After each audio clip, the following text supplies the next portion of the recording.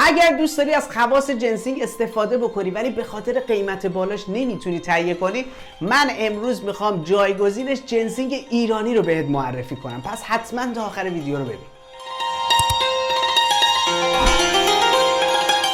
سلام بچه‌ها، امیدوارم حالتون عالی باشه. خیلی همون میخوایم جنسینگ تهیه کنیم ولی شنیدیم قیمتش مثلا کیلویی چند میلیونه و از خواصش داریم محروم میشیم. من امروز میخوام گیاهی رو بهت معرفی کنم که خواص مشابه جنسینگ داره و معروف جنسینگ ایرانیه و میتونی به راحتی ارزون تهیهش بکنی و از خواص بی‌نظیرش بهره ببری.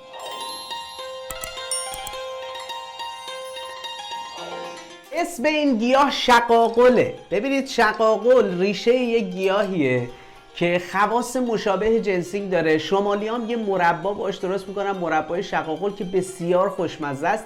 میتونید حتما از اونم استفاده بکنید. شقاقل یکی از داروهایی که به شدت برای از بین بردن بلغم اضافی توی افرادی که غلبه بلغم دارن مؤثره و افرادی که کمردرد دارن، دیسک کمر دارن، خانوم ها مخصوصا تو دوران پریودی دردهای کمر میگیرن، شقاقل دوای درد اوناست. و نهایتا اینکه شقاقل باعث میشه که شما کبدتون تقویت بشه. اگه چربی کبد دارین میتونین ازش استفاده بکنید.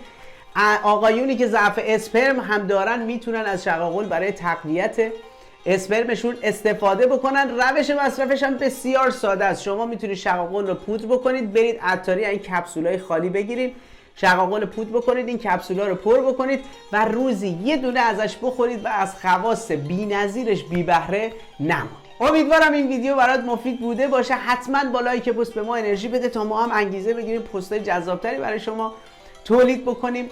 این پست رو با دوستانت به اشتراک بذار. اونایی که میدونی کمردرد دارن، خانم هایی که تو دوران پریودی درد زیادی رو تحمل میکنن، حتما از این داروی بی‌نظیر استفاده بکنید.